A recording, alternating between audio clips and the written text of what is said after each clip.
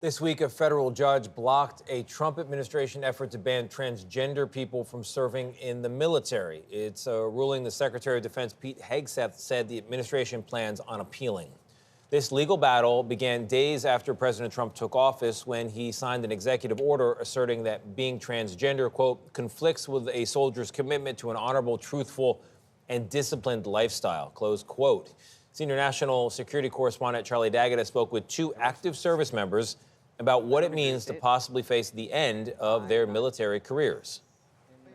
We met Petty Officer Second Class Paulo Batista alongside the USS Midway in San Diego. The active duty naval intelligence analyst says serving in the military was a lifelong dream. What made you want to join the services? I made a promise to my father. A dream put on hold to care for his father, dying from cancer. At the time when he passed away, that was his biggest thing. He's like, don't give up. Make me a promise. You're not going to give up. The amateur bodybuilder completed his gender transition before enlisting at the age of 38. Nobody wanted to help me. I went through at least 22 different recruiting offices. I wanted to serve. In 2021, he got his chance when President Biden lifted the ban on transgender people in the military.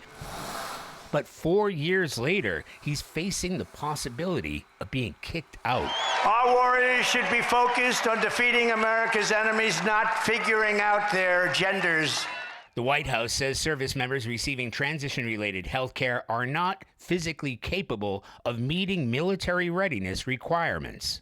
The Department of Defense has been given a 30-day notice to come up with a plan. The Army was the first to announce new measures, banning transgender troops from joining its ranks, pausing medical treatments, and putting an end to promotions with immediate effect.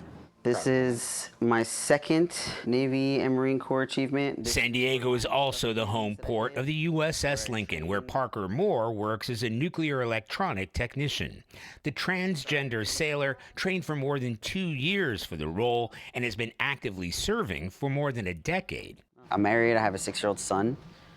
This doesn't just affect me as an individual, it affects my family and my entire command. If one day I'm not allowed to do that job anymore, it affects the other 500 people in my department who now have to pick up that slack. The Pentagon doesn't have a precise number of transgender troops because there's no requirement for them to self-identify. But estimates say there are between 10 and 15,000 transgender individuals actively serving. We're in the office, we're in the Pentagon, we're everywhere. We're deployed all over.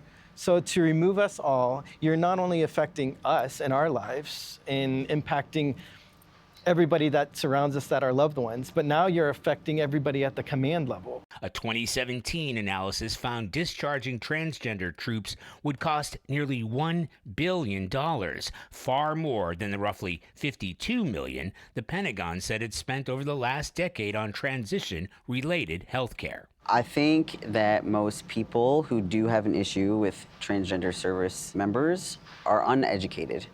I do not think they actually understand the process or may not have ever interacted with a transgender person. For CBS Mornings Plus, I'm Charlie D'Agata in San Diego.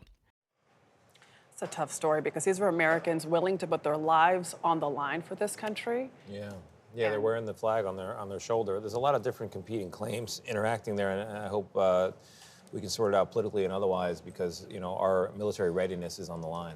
It is.